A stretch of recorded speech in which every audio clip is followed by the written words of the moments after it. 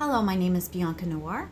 As you know, I'm a multidisciplinary artist, and I have been reporting that I am a victim of a trafficking situation.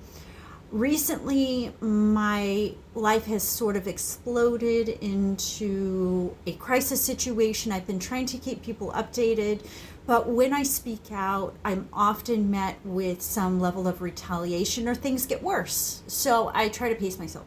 So on the 11th, which was yesterday, I received this email: 5-day pay or quit. According to our records, payment on your account has not been received. Payments are due on the day indicated on your lease for each calendar month. Payments not received when due are subject to a late charge. In all capitals. This is your notice that the amount is due in our office within 5 days of the date of this letter. If you have not paid the amount or spoken with me within 5 days of the date of this letter, we will immediately proceed to the General District Court and begin the process of having you, in capital letters, evicted.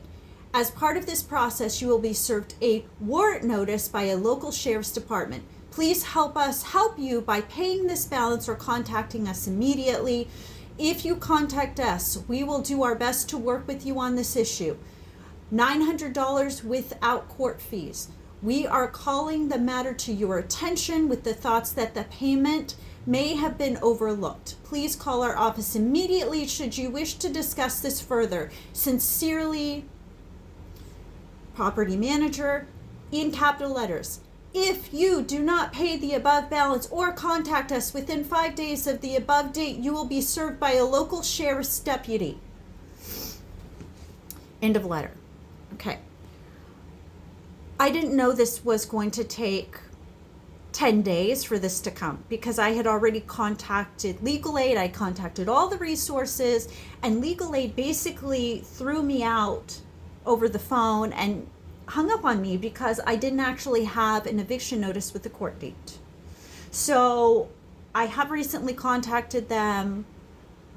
I did talk to somebody who sounded like this was a more important situation than the last time I spoke. Everybody acted like either I didn't need help or this was already resolved or they couldn't accommodate me a few days ago. Now I have this letter. Okay, I received it yesterday. That's why I was keeping quiet. And now today I'm coming clean with it because, as you know, as a trafficking victim, as I mentioned, I was working at a job for about 6 years before trafficking got serious, as traffickers were working through the retail establishment I was working for. And I mean, there's no problem with my work ethic. They always act like I don't please. Well, what people are expecting, both coworkers who are involved in trafficking and members of the community, clientele, shoppers, customers, they expect something outside the job description that is either illegal, it's above the law, it's unethical, and I'm not going to do it. And I don't know what it is that they want, but I just won't do it. So they're always displeased, and these are people who are functioning as criminals, and I'm a functioning victim of the trafficking, and people just don't see through it. They don't see me as a victim. A lot of people, they see me as a star, more like a star employee, like a rock star employee, or literally a rock star, like a rock star performer that makes a lot of money, no matter what. Well, as it turns out, I have actually been solicited a couple of times behind all your guys' backs that you didn't know recently, and I kept that a secret as well. So I was solicited, and it was stated that I should be doing OnlyFans and I should be doing nudes and things like this, and I wouldn't be in so much trouble. Well, that to me is coercion. That to me is unethical. It's not to my standard. And I explained to them, and I think I made it clear that, hey, the problem is not me. the problem is not my work ethic. The problem is not my abilities. I don't have to take my clothes off. I don't have to take my clothes off to seduce people. I don't have to take my clothes off to get people off. They get off anyway, regardless. Okay? If I wear a sexy outfit or a fetish outfit when I perform, they're gonna get off. I don't have to do pornography on camera. I don't have to touch myself on camera in the nude. I don't have to do nude cooking to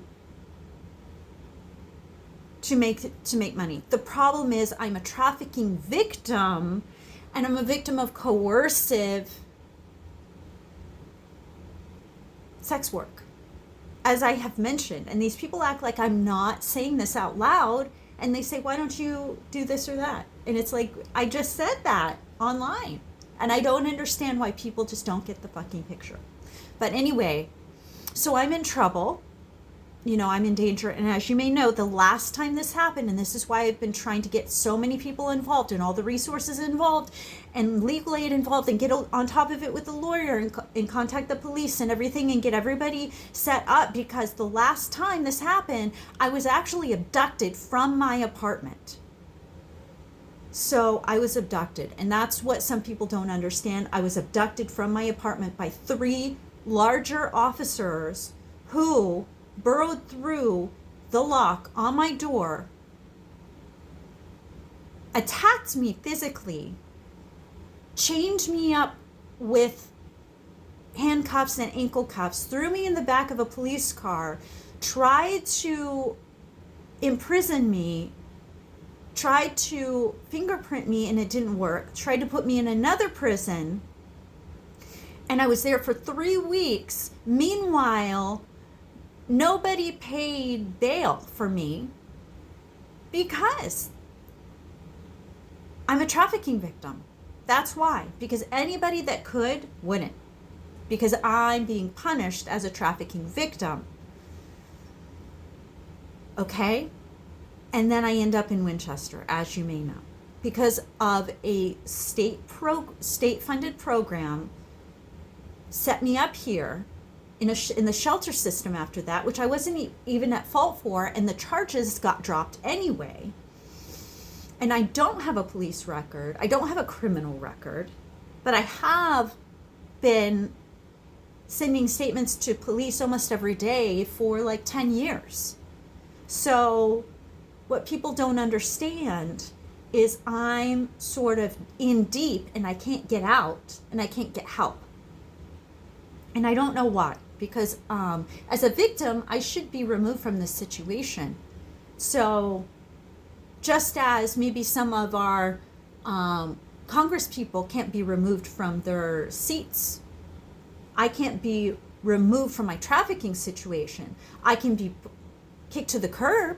I can be beaten, kicked around, and kicked down and kept down and put out, you know, but I can't be saved from the situation because I'm in too deep and I have no one to rely on. And they've taken control completely of my finances somehow, I think. And that's what I tried to tell Legal Aid, is I think that there's money. If people would focus on finding money, they could make money.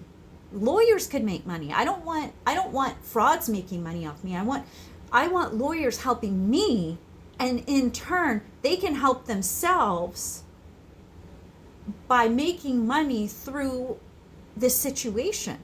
I mean, all they have to do is pay attention to it, and they'll find that I'm a victim. They'll find that those legal fees will be paid if they were to just pay attention and get more involved. But I guess some people are a little bit too scared, even as attorneys, even as, you know, members of the legal system. Why? Because it's so dangerous. And what you may not realize is it is life or death every day for some people, and it has been for me my whole life. And what it is I don't actually fear death. And that's what some people don't understand.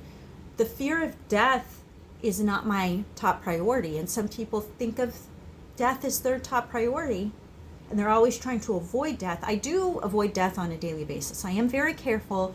I'm very concerned about my health and my life and everything like that. But if you constantly fear death and you never acknowledge it and you never look it in the face and accept it, that you're going to have the fate someday of dying, you're never fully living life. And so I try to fully live life, and I try to fulfill my goals and my fantasies every single day. I mean, I live it up, carpe diem. You know, I try to live my best life. And I don't see people really living out there. But the thing is, none of the stuff that I am doing is wrong, illegal. None of the stuff is, it shouldn't be negatively impacting anyone else. It's my life. And I have rights. And I have freedom. I am entitled to my freedom. Just because somebody thinks they own me, they think I'm their property, they think I need them, I have to need them. It's not true. It's not true, because I, first of all, am individual as a human being. I'm individual, I'm independent, I think for myself. And I'm not going to conform to what everybody else thinks the norm should be. End of story. I'm in trouble, guys. That's what the problem is. Okay? And I'm going to keep trying to do things. When I perform, it's not just because I want to put on a show. It's because I'm trying to save my life here. I mean, some of these people that I repost and I draw attention to, and I'm connecting with online, these people, for them, it's life or death too. Performing is life or death for some people, and some people just think they're putting on a show and they can just go out and get a job. They can't. And that's what I've been trying to show people, is that I can't just work. Even if I wasn't, people are saying I'm, like this psychiatrist said, determined that I'm disabled, right? And I am, but I'm functioning. I'm functional, so I can perform, I can write, I can sing, I can dance, I can act, I can direct. There's a lot of things that I can do. I can edit. Even if I can't speak to any more people, I can still edit videos. I can write books and things like that. The thing is that what happens is people's talent impacts and inspires people to such an extreme. Their genius inspires people to such an extreme that they cannot work. And it's not necessarily that they are top talent, that they're getting paid anything at all, or the most, or anything like that. But their talent is so evident that in so many other factors, have power, but their talent is so evident that people cannot tolerate them working. And that's what I think has happened here with me in many ways, and many other people. That's why people can't get jobs that are artists. It's not that they cannot work because of they're mentally incapable of working, running a register, waitressing a table, or doing hard labor, being a construction worker or a garbage person. It's not that they can't do that. It's that it's not tolerated. It's just not tolerated. People won't leave people alone. They're just too nosy. They're just too nosy. They won't leave people alone. They're too much in everybody else's business. And those people who with those talents, you better bet everybody else is trying to exploit them. And they are trying to get a finder's fee. They are trying to be the one who, found that person, or they're trying to be that one who is the biggest fan or whatever else. They don't care about the talented person's survival. The talented person's survival is on the line every single day. And I advocate for people who are in this situation, because I'm also in this situation. Regardless of what people believe, everybody has talents. Whether or not they are recognized, whether or not everybody sees it right away, is a whole different story. But that's the kind of predicament I'm in right now. You can believe me or you can deny it, be in denial, whatever. That's really your thing. My thing is trying to survive each day, and it's not easy.